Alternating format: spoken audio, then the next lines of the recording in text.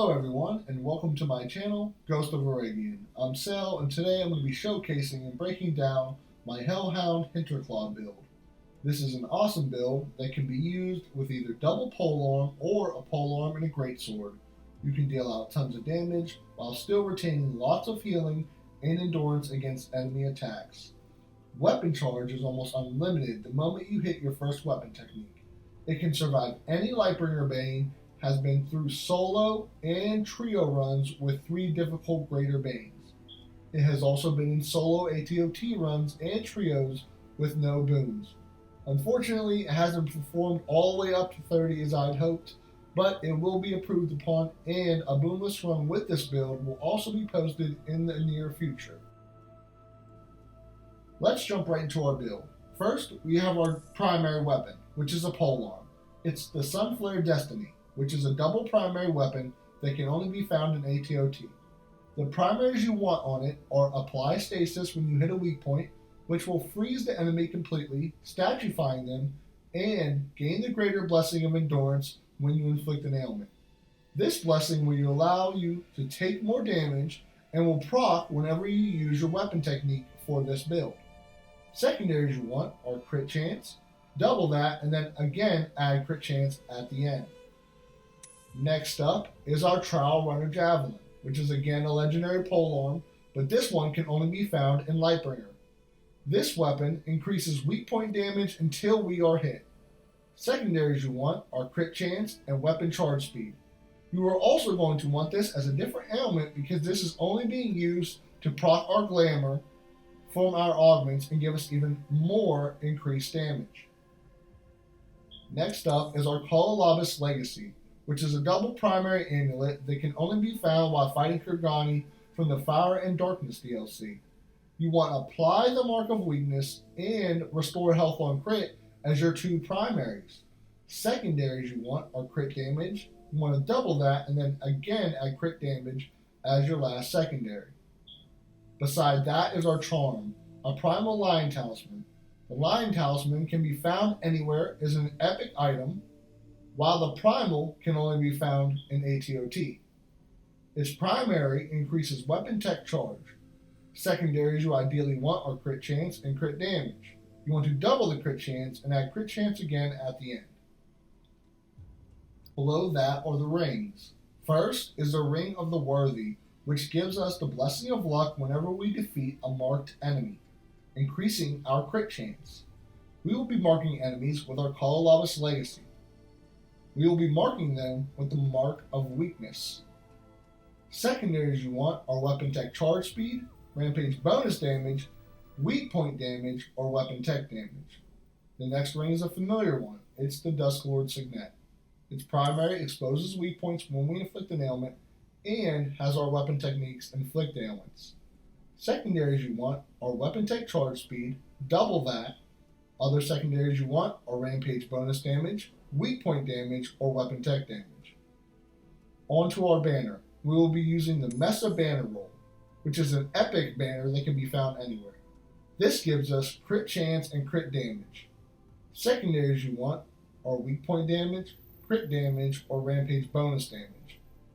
Last but not least is our Lifestone, which is a rare item that can be found anywhere, and this just gives us a base boost and water damage. Secondaries you want are Polearm Damage, Weak Point Damage, Crit Damage, and Weapon Tech Damage. Now, before we jump into our augments, here are a few more clips from this build's Lightbringer 3 Greater Bane runs and its ATOT boonless runs.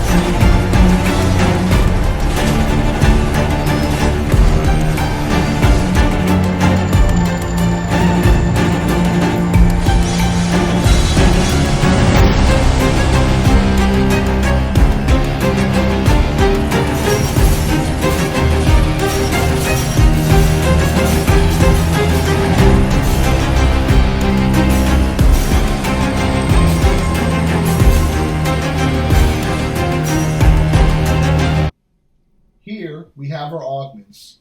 In center, we are going to have our void shell, which gives us overhealth on crit. Secondaries you want are overhealth gained, double that, and then add resistances at the end. Elemental damage will also work well, just as long as you have your overhealth gained doubled. Beside that is our force barrier, which lets us continue attacking uninterrupted if we have at least 50% overhealth. And again, you want overhealth gained, and you're going to double that and add resistances as the last secondary. Below that is our glamour, which gives us a damage boost for each ailment on the enemy as long as we have 2 adjacent green augments. 2 adjacent green augments means green augments that are directly connected to this augment. Secondaries you want are overhealth gained, double that, and have resistances as your last secondary. Beside that is our focus, which gives us overhealth on crit. Secondaries you want are elemental damage, so water damage or damage to chilled enemies, rampage bonus damage, or weapon tech damage. Above that is charging line, which is an epic cursed item only found in the Lightbringer game mode. Its primary increases our weak point damage for the same amount as our rampage bonus damage. Secondaries you want are rampage bonus damage and double that. Other secondaries you might want are weak point damage, weapon tech damage. Above that is another cursed item, the Enchanted Tear, which increases our chill duration but decreases our Archon Fury charge speed.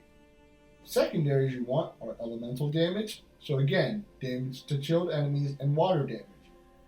Last is our Nebula Epic Augment, which can be found anywhere and gives us the Blessing of Infusion when we lose our Life Stone.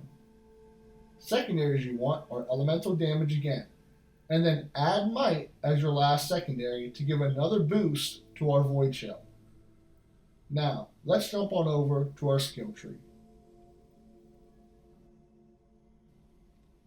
As you can see, not much has changed on our skill tree. Again, we're fully spec'd into weapon techniques, soul shatter, vitality, crit chance, might, crit damage, spirit, rampage, ailments, recovery, weak points, polarity attacks, all stats, and then we have a few in strays in weapon timing. We have 4 in our resistance, 2 in takedown, and 2 in finesse. Also, you may have noticed I also used a greatsword as my secondary in a few of my runs, which I'll show here now, and you can switch out the second pole-on for this if you'd like. Well, that's all for this build. Thank you so much for watching. My next build is a collab build I made with my good friend Tree, and will premiere this weekend. Thank you again for all the support. Until next time, take care.